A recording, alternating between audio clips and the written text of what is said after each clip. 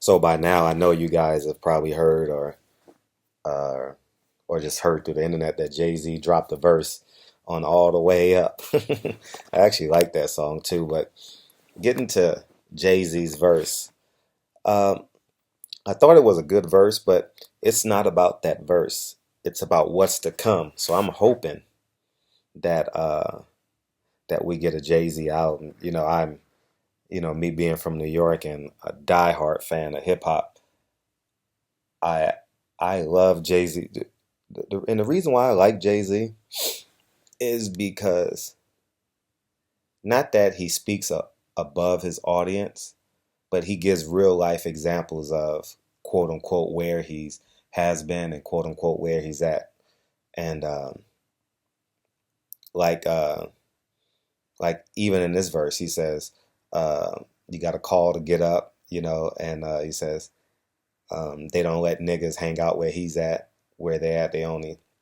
And now he's the only nigga that they fear, meaning that no way in hell he could have got up with that audience when he was a drug dealer. But now that he is who he is, he has the ability to make power moves. So, and it was clever. His last two bars of that verse was uh, uh, when he talked about Prince, and he says he got his masters in a vault. Because I don't know if you know, but Prince kept everything.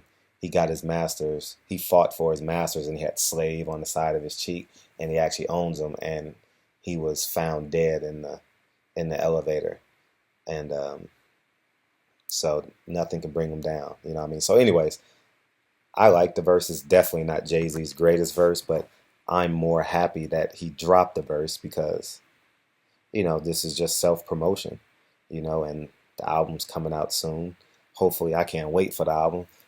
I've never stood in line for some Jordans, but I tell you what, when Jay Z drops that album, I'll be listening to it from the first syllable to the last syllable. I'm absolutely a fan of Jay Z, and I think that, uh, like similar to Floyd Mayweather, they've done things in hip hop that has never been done before.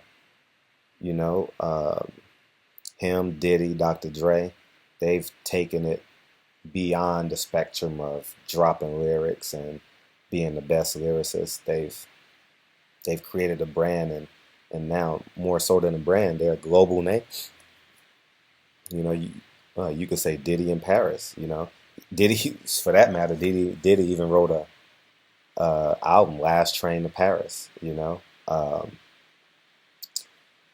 um, I'm a fan of Jay Z, and I'm excited that he's back in the music realm. And now we gotta get on Dr. Dre to drop Detox whenever that shit gonna drop. I'm gonna listen to that from bar to bar, from first syllable to last syllable. So uh, speaking of these three guys, Jay Z's gonna drop an album soon. We'll never know about Detox, but that Bad Boys tour is coming to California in October, and guess who will be there? Acting like I'm 19 years old in college when Life After Death dropped. I was 19 years old when the album dropped. I think that was 1997 because we were going on spring break. I remember, I believe it was 1996. 1996, I believe, that album dropped. And I remember we were playing going back to Cali on the way back from on the way back from Lake Havasu. So, anyways, barbershop conversations. Love Jay Z. Love hip hop. I don't care if it was his.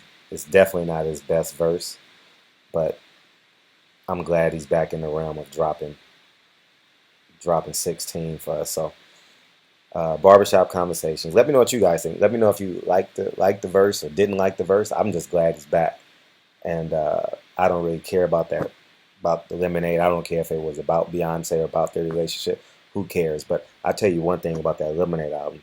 It is some great storytelling. Just just if you listen to the first song, how vulnerable Beyonce is in that song is just phenomenal. Very seldom will you hear an artist be vulnerable. And that's when they make their best music. I think this is um, probably the most introspective it's either the most introspective album or the greatest fake story of all time. And I don't care either less. I just like how it makes me feel. It makes me become introspective and think about my life. So, uh, like J. Cole. J. Cole does the same thing for me. Kendrick Lamar does the same thing for me a little bit. I'm not a true fan of Kendrick Lamar yet, but I definitely appreciate what he's doing to and for hip hop.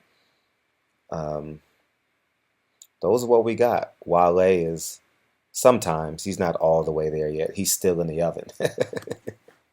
You know what I mean? He's not. He has an ego and he has some selfishness to him that he probably needs to attend to. But anyway, it's not about that. Jay-Z's back. We should be excited. Hip hop fans should be excited. And we look forward. Hopefully, in the next 30 to 60 days, we get a Jay-Z album. They say it's supposed to be a collaboration, but between he and Beyonce, which I think they should. Jay-Z should do an album first, since it's going to be on Tidal and they own it, and then they should do a collaboration album because we're waiting on that collaboration album. What does it sound like? What does it feel like? So I think if Jay-Z drops an album and tell us the collaboration album is coming later, then I think they can parlay off of that and definitely make more money. So Barbershop Conversations, you guys are awesome. Let me know what you guys think of the song. I'll put the song in the description box if you haven't heard it. If you haven't heard it, I suggest you get back on your spaceship and get back to Earth. It's played on every radio station now. So anyways, Barbershop Conversations. Talk to you guys soon. Peace.